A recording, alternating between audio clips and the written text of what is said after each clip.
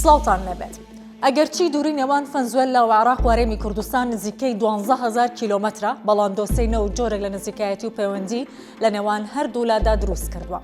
ئەگەر پەیوەندی دیبلۆماسی نێوان عێراق و ڤەنزوێلا لە ساڵی 1960ەوە بەهۆی ڕێکخراوی ئۆپیکەوە پێی نابێتە قۆناغێکی نوێوە، ئەوە پەیوەندی و دیداری دۆستانی نێوان بەرپرسانی کاراکاس و هەولێر دەگەڕێتەوە بۆ پاش کەوتنی حکومەتی بەعەس. ڤەنزوێلا لە دوای ڕووخاندنی سەدامەوە بۆ یەکەمین جار لە ساڵی 2010 دووبارە باڵێۆزخانەکەی لە بەغداد کردەوە. ئەو کات هۆشیار زێباری ئەندامی مەکتەبی سیاسی پارتی دموکراتی کوردستان وەزیری دەرەوەی عێراق بوو. بوونی زێباری لەو پۆستەدا سەرەتایەک بوو بۆ نزیکبوونەوە و دروستکردنی پەیوەندی لە نێوان کاراکاس و هەولێر. زێباری لە ساتی کردنەوەی باڵێۆزخانەی ڤەنزوێلا لە بەغداد گوتی ئەمە ئاماژەیە بۆ بەهێزبوونی پەیوەندیەکانی نێوان هەردوولا. پەیوەندیەکانی عێراق و ڤەنزوێلا لە سەردەمی برایم جعفەری وەزیری دەرەوە بەردەوام بوو.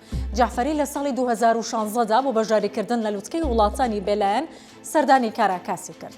ساڵێک دواتریش دیلیسی رۆدریگێز کە ئێستا جێگەی مادۆرەی گرتووەتەوە بە وەکالەت سەرۆکی ڤەنزوێلا سەردانی بەغدادی کرد. لە سەراسی پەرلەمان و باڵێۆزخانەکانیش عێراق و ڤەنزوێلا چالاکی بەردەوامیان هەبووە، وەک چۆن پەرلەمانی هەردوو وڵات لیژنەیەکی دۆستایەتی تایبەتیان دامەزراند. ئەم پەیوەندیانە لە سەردەمی فواد حوسێن هەر بەردەوام بوون. وەزیرە کوردەکەی عێراق زیاد لە جارێک چاوی بە هاوتا ڤەنزوێلەکە کەوتووە. بە فەرمیش بانگێش کرا بۆ سەردانی کاراکاس.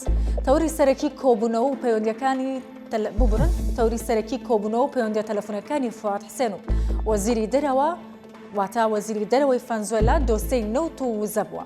هەمیشە جەختیان لەسەر هاوکاری بەردەوامی نێوان هەردوولا دەکردەوە. پەیوەندیەکانی نێوان کاراکاس و هەولێر لەم دوو ساڵی دواییدا چووە قۆناغێکی دیکەوە. نێچیروان بارزانی سەرۆکی هەرێمی کوردستان و مەسرور بارزانی سەرۆک وەزیران بەجیا چاویان مەباڵوێزی ڤەنزوێلا لە عێراق کەوت. مەسرور بارزانی لە هاوینی ساڵی 2024 و نێچیروان بارزانیش 5 مانگ لەمەوبەر بەجیا لەگەڵ ئارتۆرۆ ڕامیرێز باڵوێزی ڤەنزوێلا لە عێراق کۆبوونەوە. هەردوو کۆبوونەوەکە لە هەولێریش بەڕێوە چوون. بە گوێرەی ڕاگەندراوی کۆبوونەوەکان هەردوولا جەختیان لە بەرەو پێشچوونی پەیوەندیەکانی نێوان هەردوولا کردوێتەوە. نێچیروان بارزانی و ئارتۆرۆ ڕامیرێز باسییان لە گرنگی پاراستنی یاسایشی ناوچەکە کردوێتەوە و ڕایانگەاندووە پێویستە کێشەکان بە ڕێگەچارەی ئاشتیانە چارەسەر بکرێن. مەسرور بارزانیش لە دیدارەکەی باڵوێزی ڤەنزوێلادا جەختی کردوێتەوە کە سوورن لەسەر بەرەو پێشچوونی پەیوەندیەکانی نێوان هەردوولا.